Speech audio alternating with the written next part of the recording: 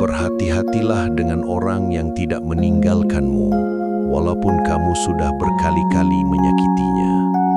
Merekalah orang yang sanggup mengubah diri hanya supaya tidak kehilanganmu. Mereka juga orang yang walaupun kamu marahi, tetap akan menjadi yang pertama bertanya sama ada kamu sudah makan atau belum.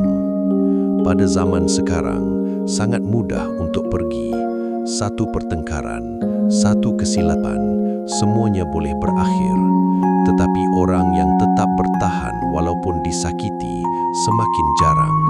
Jadi jangan abaikan mereka, kerana walaupun sekuat manapun mereka juga akan penat.